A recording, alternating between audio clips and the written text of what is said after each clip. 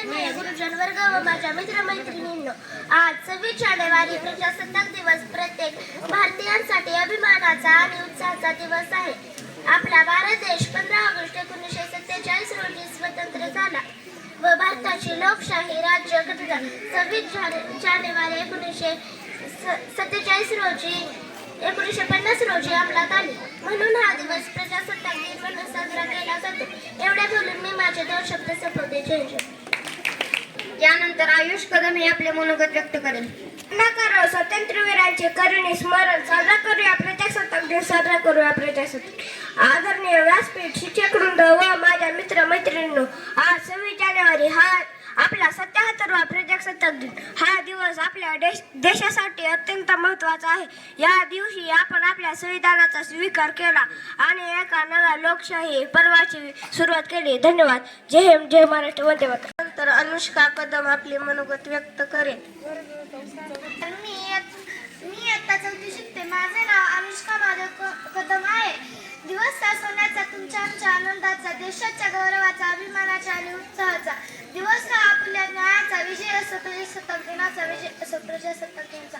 सन्माननीय व्यासपीठावरील मान्यवर, आदरणीय गुरुजन वर्ग, इथे जमलेल्या माझ्या बालमित्रांनो, मी आज तुम्हाला 26 जानेवारी म्हणजेच प्रजासत्ताक दिनानिमित्त 4 शब्द सांगणार आहे. ते तुम्ही शांतचित्ताने ऐकून घ्यावे ही नम्र विनंती. भारत सन 1950 पासून दरवर्षी या दिवशी आपण संपूर्ण देशभर हा दिवस गणराज्य दिन किंवा प्रजासत्ताक दिन म्हणून साजरा करतो. भारत हे एक लोकशाही राष्ट्र आहे. म्हणजेच लोकांनी लोकांच्यासाठी, लोकांच्याकडून लोकांच्यासाठी चालवलेले राज्य आहे. भारताला स्वातंत्र्य मिळाले आणि ब्रिटिश राजवटीच्या गुलामीतून मुक्त झालो. मी तुम्हाला शेवटचे 2 शब्द सांगणार आहे. ते तुम्ही शांतचित्ताने ऐकून घ्यावे नव्हते. देश सलामी इस तिरंगे को, देश सलामी इस तिरंगे को, जिससे तेरी शान है, जिससे तेरी शान है, सारे हमेशा ऊंचे रखना, जब तक दिन में जाने, जब तक दिन में जाने.